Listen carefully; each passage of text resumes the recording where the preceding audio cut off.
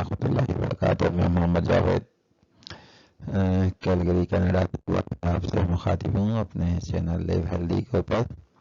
اور پچھلا lecture intermediate fasting کے حوالے سے میں نے ریکارڈ کرایا تھا، وہ لیکچر 1 تھا. اس کی مزید تفصیلات انشاءاللہ میں لے کر آؤں گا.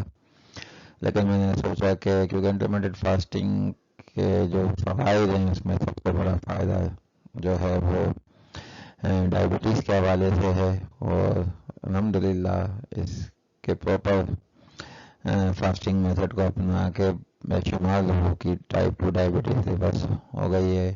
ایون مائی سیلف، میں یہ اپنے تجربے سے بھی آپ کو بتا رہا ہوں کہ میں خود اس فاسٹنگ میتھڈ سے میں نے اپنے تقریباً 20 پاؤنڈ سے زیادہ وزن بھی کم کیا ہے، اور تمام ڈائبٹیز میڈیسن بھی بند کر دی ہیں. اس کے باوجود میری A1C کافی بہتر ہے. اس کے علاوہ میں نے اور کافی لوگوں کو پرسنلی بتایا تھا، ان کی بھی ریڈنگز کافی بہتر ہو گئی ہے، اور کچھ لوگوں کو کم کرنے میں بھی کافی مدد ملی ہے. تو آج کی یہ ویڈیو جیسے اس کی میں نے ہیڈنگ لگائی ہے گڈ نیوز. اس میں خوشخبری یہی ہے کہ ڈائبٹیز کو ریورس کرنے کے حوالے سے میں ڈاکٹر جیسن فنک کا ایک بڑا اچھا لیکچر ہے انہوں نے دیا تھا. وہ خود اس کے اوپر بہت زیادہ کام کرتے ہیں. میں نے پہلے بھی بتایا کہ نیفرولوجسٹ بھی ہیں، لیکن ڈائٹری مینجمنٹ کے اوپر بھی کافی کام کر رہے ہیں. ان کا اپنا چینل ہے، ویب سائٹ بھی ہے فاسٹنگ میتھڈ کے حوالے سے. اور آج کا یہ لیکچر میں نے انہی کے ہی مواد کو تھوڑا مختصر کر کے ٹرانسلیٹ کر کے اور سمپلیفائی کر کے آپ کے سامنے بیان کروں گا. اس میں خوشخبریاں کیونکہ میں نے پلورل کا صیغہ استعمال کیا ہے. ایک تو یہی ہے کہ انشاءاللہ ڈائبٹیز جس کے متعلق ہم سمجھتے تھے کہ یہ پروگریسو بیماری ہے،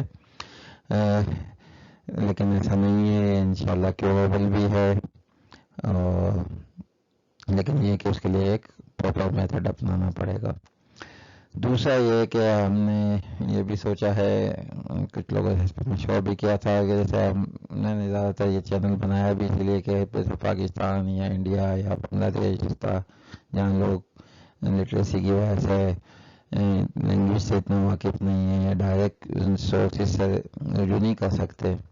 دوسرا وہاں فائنینشیل ایشوز بھی ہیں کہ لوگ اپنی ڈائبٹیز چیک کرنا بھی بعض لوگوں کے لیے بڑا مسئلہ ہوتا ہے کہ وہاں میٹر بھی ایکسپینسو ہوتے ہیں، اس کی اسٹرپس بھی مہنگی ہوتی ہیں. تو میں سوچا ہے کہ جو لوگ اگر کوئی ڈائبٹیز کا شکار ہے اور اس میتھڈ پہ بھی آنا چاہتا ہے اور اپنی شوگر کو مانیٹر بھی کرنا چاہتا ہے اور اگر افورڈ نہیں کر سکتے تو انشاءاللہ ہم ان کے لیے ارینج کریں گے کہ منتھلی جو ہے ان کے لیے اسٹرپس کا بندوبست کر دیں. تو اگر کوئی ایسا لوگ جو ضرورت مند ہیں، اگر ان کو دوائی خریدنے یا اسٹرپس خریدنے کے بعد سورسز نہیں ہے تو آپ مجھ سے رابطہ کر سکتے ہیں. انشاءاللہ ہم ان کے لیے کچھ نہ کچھ ارینجمنٹ کریں گے. تو آئیے اب میں اپنے موضوع کی طرف آتا ہوں انشاءاللہ. تو اب آپ یہ سلائیڈ میں دیکھیے، یہ میں ڈائبٹیز کے حوالے سے آپ لوگوں کو تھوڑا اویئرنیس دینا چاہ رہا ہوں، معلومات دینا چاہ رہا ہوں کہ یہ ہوتا کیا رہا ہے اب تک اور ہم کس طرح اس کو ٹیکل کرتے ہیں، اور جس کی وجہ سے معاملہ خراب سے خراب تر ہوتا جاتا ہے. جیسے آپ نے اس کی ہیڈنگ بھی دیکھی، ڈائبٹیز از گیٹنگ ورس. تو ہوتا یہ ہے، اور یہ بالکل عام مشاہدہ اور ہم سب جانتے ہیں جو بھی اگر ڈائبٹیز پیشنٹ ہو سب کو معلوم ہے یہ کہ جب یہ ڈائگنوز ہوتی ہے تو نارملی ڈاکٹرز ہمیں اس کی میٹفارمن سجیسٹ کرتے ہیں. میٹفارمن پاکستان میں عموماً گلوکوفیج کے نام سے اویلیبل ہوتی ہے. تو لیکن کیونکہ جو عام کانسیپٹ یہی ہے کہ کیونکہ یہ ایک پروگریسو بیماری ہے، اور کیونکہ ہم اس کا اب میں آگے چل کے آپ کو بتاؤں گا کیونکہ ہم پراپر ٹریٹمنٹ نہیں کرتے تو اس وجہ سے ہی یہ پروگریسو ہے. کیونکہ ہم ڈائبٹیز کا تو ٹریٹمنٹ ہی نہیں کرتے ہیں، ہم تو بیسیکلی اس کے سمٹم کا ٹریٹمنٹ کرتے ہیں.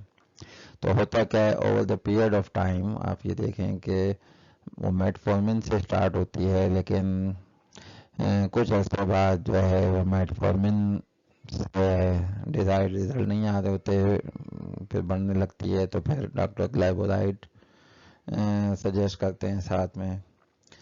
کچھ عرصہ وہ چلنے کے بعد بیماری مزید بڑھتی رہتی ہے، تو پھر انسولین کے اوپر ڈاکٹر آپ کو شفٹ کر دیتے ہیں. پھر انسولین کی مقدار بڑھتی رہتی ہے، یونٹ بڑھتے ہیں، یعنی انسولین میں نے دیکھے ہیں more insulin and more insulin, اور یہ معاملہ اس طرح چلتا رہتا ہے. At the end of day کبھی آپ کی آئیز خراب ہوتی ہیں، کبھی ٹانگ کٹتی ہے، یا کوئی اور کمپلیکیشن، اسٹروک اور اس سے ریلیٹڈ ساری بیماریاں یہ جنم لیتی ہیں.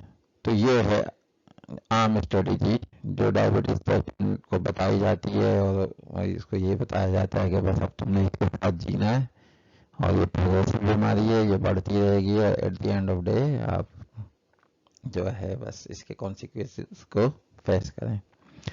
اب انشاءاللہ میں آپ کو بتاؤں گا کہ ایسا نہیں ہے.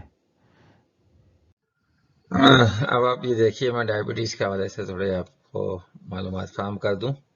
جیسا کہ میں نے پچھلی سلائیڈ میں دکھایا تھا کہ ہم اس کا جو علاج کرتے ہیں، جو میٹفورمین سے پھر ہم گلائبورائڈ بھی اس میں ایڈ کرتے ہیں، پھر انسولین پہ آ جاتے ہیں، پھر انسولین کی ڈوز بڑھتی جاتی ہے.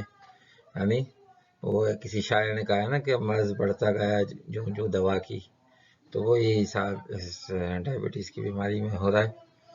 اب اس کی ہم وجہ آپ کو سمجھانے کی کوشش کرتے ہیں. یہ سلائیڈ بھی میں نے بورو کی ہے ڈاکٹر جیسن فنک کے ایک لیکچر سے. لیکن انہوں نے ایگزامپل سے سمجھایا ہے کہ اب انفیکشن کی مثال لے رہے ہیں کہ جیسے کسی شخص کو انفیکشن ہو جاتا ہے. اب انفیکشن کی ہمیں کوز بھی معلوم ہے، وہ بیکٹیریا کی وجہ سے ہو جاتا ہے، اس کا علاج اینٹی بایوٹک ہے.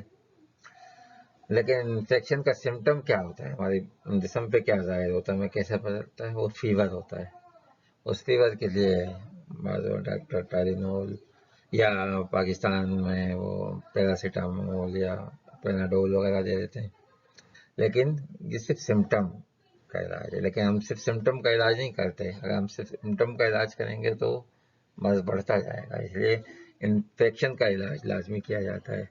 اور وہ انفیکشن کا علاج کیا ہے؟ وہ اینٹی بایوٹک ہے. لیکن اس کے برعکس اب آپ ڈائبٹیز یا انسولین ریزسٹنس میں دیکھیں، ایک تو ہمیں کوز نہیں معلوم، دوسرا ہم اس کا کوئی ٹریٹمنٹ نہیں کر رہے.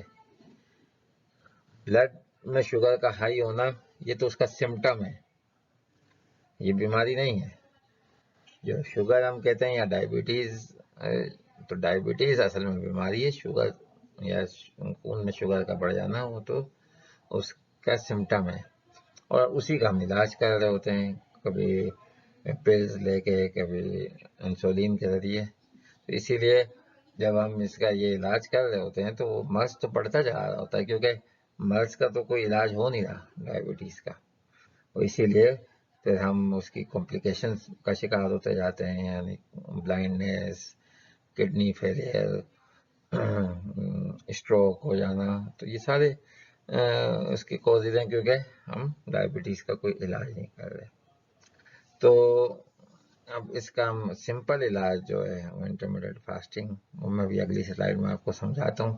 ابھی میں نے صرف آپ کو بیسک اس کا کانسیپٹ دیا ہے کہ جو اب ہم نے دیکھا تھا کہ یہ ڈائبٹیز کی بیماری گریجولی بڑھتی جاتی ہے، جس کو ہم پروگریسو بھی کہتے ہیں سائنس میں یا ڈاکٹرز. تو اس کی وجہ یہی ہے کیونکہ بیماری کا ہم علاج ہی نہیں کر رہے ہوتے.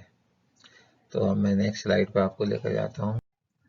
تو اب یہ ہماری نیکسٹ سلائیڈ دیکھیے، اس کی ہیڈنگ ہے ٹریٹمنٹ کنسیڈریشنز، یعنی ڈائبٹیز کی ٹریٹمنٹ کی کیا کنسیڈریشنز ہونی چاہیے. تو اس میں اب آپ دیکھیں کہ key to treatment is reducing not increasing insulin. یعنی ہمارا جو مین ٹارگیٹ ہوتا ہے اس کے اندر کہ ہم اس ٹریٹمنٹ کے ذریعے انسولین کو کم کرنا ہے جسم سے. انسولین آپ کے جسم سے کم ہوگی تو وہ انسولین ریزسٹنس کم ہو جائے گی، اور انسولین ہی ویٹ گین کا نتیجہ ہوتی ہے. تو ہمارا ٹارگیٹ پہلا یہ ہوتا ہے کہ وہ انسولین کو جسم سے کم کیا جائے. دوسری اہم بات یہ ہے کہ یہ ڈائبٹیز جو ہے ایک ڈائٹری ڈیزیز ہے، یعنی جس کو ہم کہتے ہیں اردو زبان میں شاید ہم اس کے لیے کہیں گے کہ یہ خوراک کی بیماری، یعنی خوراک کے امبیلنس کی وجہ سے ہی ہوتی ہے. تو اس کا ٹریٹمنٹ بھی کوئی ڈائٹری ہونا چاہیے تھا. ہم اس کا ٹریٹمنٹ ڈرگ کے ذریعے کر رہے ہیں، تو وہ ڈرگ سے ہم اس کے صرف سمٹم کا ٹریٹمنٹ کر رہے ہیں، تو اس بیماری کا تو کوئی ٹریٹمنٹ کر نہیں رہے. تیسری بات جو اہم بھی ہے، خوشخبری آپ اس کو آپ سمجھ لیں، کہتے ہیں نا امید کی ایک کرن ہے، وہ یہ کہ diabetes is a curable disease, یہ قابل شفا بیماری ہے، یہ کوئی پروگریسو ڈیزیز نہیں ہے. اور جیسا کہ میں نے کہا کہ یہ انسولین ہمارا ٹارگیٹ ہے کم کرنا، تو اس کا جو سمپل وے ہے وہ کیا ہے؟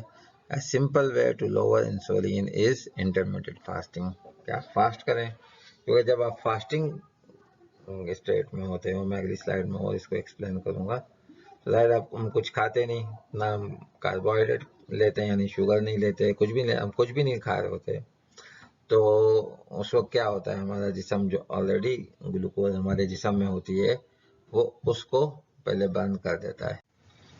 جب وہ برن ہو جاتی ہے تو پھر وہ فیٹ برننگ کی طرف جاتا ہے. لیکن ظاہر ہے یہ اسٹیپ جب ہم اس کو انسولین نہیں دیتے تو وہ انسولین ریزسٹنس کا بھی یہی علاج ہے اور ویٹ ریڈیوسنگ کا بھی یہی علاج ہے. تو ہم نے جسم سے انسولین کی مقدار کو کم کرنا ہے. تو یہ جو انسولین کا انجیکشن لگانا ہے یہ تو ایسا ہی ہے مثال کہ کسی نشے کے مریض کو آپ نشے کے انجیکشن لگا کے اس کی طبیعت کو بہتر کرتے ہیں. تو اب یہ انٹرمیڈیٹ فاسٹنگ کا پہلا لیکچر تو آپ میرا دیکھ سکتے ہیں، جس کے اندر میں نے اس کی پوری ہسٹری اور اس کے سب کچھ تفصیل دی ہے. اس کی مزید میں تفصیل اگلے کسی لیکچر میں مزید اور بھی کروں گا، اس میں نے اس کے ماڈلز بھی بتائے ہیں. تو اب یہ سمجھ لیں کہ ہماری ان تمام پریشانیوں کی جو کی ہے وہ انٹرمیڈیٹ فاسٹنگ میں ہے. تو میں اب آگے لے کے چلتا ہوں آپ کو. اچھا، ابھی ہماری نیکسٹ سلائیڈ ہے ہاؤ اٹ ورکس. تو جیسا میں نے پچھلے کسی سلائیڈ میں بھی ذکر کیا تھا، کیونکہ جب ہم کوئی فوڈ لیتے ہیں یا کھاتے ہیں تو ہمارا جسم اس وقت اسٹوریج موڈ میں جاتا ہے اور ہماری انرجی کو اسٹور کرتا ہے. اب وہ دو فارم میں انرجی کو اسٹور کر سکتا ہے. نمبر 1 شوگر، اور وہ ہوتا ہے گلائکوجن. اور گلائکوجن یہ لیور میں اسٹور ہوتی ہے، لیکن وہاں بڑا لمیٹڈ اسپیس ہوتا ہے. تو شوگر کی فارم میں وہ اسٹور جو کرتا ہے وہ لیور میں ہی کرتا ہے. اور یہ ایسے ہی ہوتا ہے کہ بالکل ریڈی فارم میں ہوتا ہے، یعنی اب جیسے ہی ہم جب نہیں کھا رہے ہوں گے اور ہمیں انرجی کی ضرورت ہوگی تو وہ اس گلائکوجن کو یوز کرتا ہے، شوگر سے انرجی لیتا ہے. یعنی ہمارے جسم کی فرسٹ چوائس ہمیشہ شوگر سے انرجی لینا ہوتی ہے اگر جسم میں شوگر موجود ہے تو، اور اگر شوگر نہیں ہے تو پھر وہ فیٹ سے توانائی لیتا ہے. تو جب ہم کھا بھی رہے ہوتے ہیں تو آلریڈی اگر ہمارا گلائکوجن فل ہو چکا ہے، اس میں شوگر آلریڈی اسٹوریج ہے، تو اب ہمارا جو بھی ہم کھانا کھا رہے ہیں وہ فیٹ کی فارم میں اسٹور ہو رہا ہے ہمارے جسم کے اندر. اسی لیے ہمارے پیٹ میں بھی چربی جمع ہو جاتی ہے، ہمارے پیٹ کافی نکل آتا ہے، اور یہی اس کی وجوہات ہوتی ہے. اور دوسری اہم بات یہ، جیسا بھی میں نے پچھلی سلائیڈ میں کہا تھا کہ انسولین تو جیسے ہی ہم کوئی خوراک کھاتے ہیں، اور خاص طور پہ وہ خوراک جس کے اندر کاربوہائیڈریٹ کا ریشو تھوڑا زیادہ ہوتا ہے، جیسے روٹی چاول ہوا یا ڈائریکٹ کوئی چینی شوگر کی چیز ہے، تو ہمارے جسم میں انسولین اسپائک کر جاتی ہے، انسولین آ جاتی ہے. اور انسولین ہی ہماری تمام بیماریوں کی یہ جڑ ہے، یعنی موٹاپے کی بھی، اس میں فیٹ اسٹوریج بھی ہو جاتا ہے.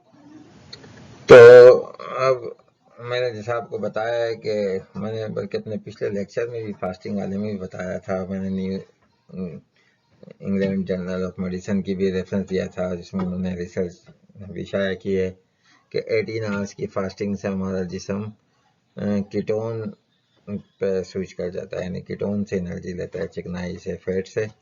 یعنی ہمارے جسم میں یہ گلائکوجن میں جو شوگر ہے وہ ختم ہو جاتی ہے، اور اس سے پھر جسم سے انسولین بھی چلی جاتی ہے. تو ہمارا پھر فیٹ برننگ پروسیس بھی چلتا ہے، ہم وزن بھی کم کرتے ہیں، اور شوگر کا جو انسولین ریزسٹنس ہے اس کو بھی ریورس کرتے جاتے ہیں.